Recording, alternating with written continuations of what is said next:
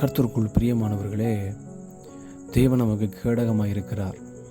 பாருங்கள், கோழிக்கு அதனுடைய சத்தத்தை வைத்து சில தன்மைகள் இருக்குதான். பாருங்கள், ஒரு எதிரி வரும்பொழுது ஒரு சாப்பாடு ஆயத்தமாகிவிட்டது என்பதற்காக, கால சூழ்நிலைகள் மாறுகிறது என்பதற்காக, இப்படி ஒவ்வொரு முறையும் அது தன்னுடைய சத்தத்தை மாற்றி மாற்றி துணிக்குமா. அப்போ துணிக்கும் பொழுது அந்த கோழி குஞ்சுகள் அறிந்து கொள்ளுமா தன்னுடைய தாய் எதற்காக கூப்பிடுகிறார்கள், என்ன நோக்கம் என்பதை அறிந்து கொள்ளுமா. இதுபோல சேனைகளின் தேவனாகிய கர்த்தர் அநேக முறை நம்மளோடு கூட பேசும்படியாய் நம்மளுடைய வாழ்க்கையை மாற்றுகிறதற்கு, பாருங்கள், இருளில் போகும் பொழுது, பாவத்தில் போகும் பொழுது, தேவனுடைய பாதுகாப்பு இல்லாமல் போகும் பொழுது, தேவனுடைய சத்தத்தை கேளாமல் போகும் பொழுது, அநேக முறை பாருங்கள், தேவன் நமக்கு ஒரு வார்னிங் கொடுத்து கொண்டே இருக்கிறார்.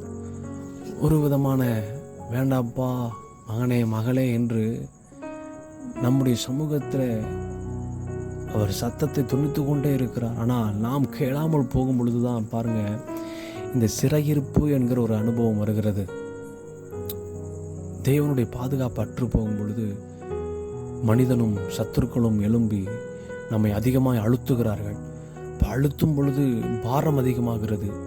தலையில் தாங்கக்கூடாத, சுமக்கக்கூடாத அளவிற்கு ஒரு பாரம் ஏற்படுகிறது போல நம்முடைய வாழ்க்கையில் சோர்வுகள் ஏற்படுகிறது. ஒரு விதமான அழுத்தம், நம்மளை ஒடுக்குகிறதற்கான அழுத்தம், நம்மளை முறிந்து போக பண்ணுகிறதற்கான அழுத்தம் கொடுக்கப்படும் பொழுது நாம் பலனில்லாமல் போகிறோம், செயலற்று போகிறோம், செய்வதறியாது திகைத்து போய் நிற்கிறோம்.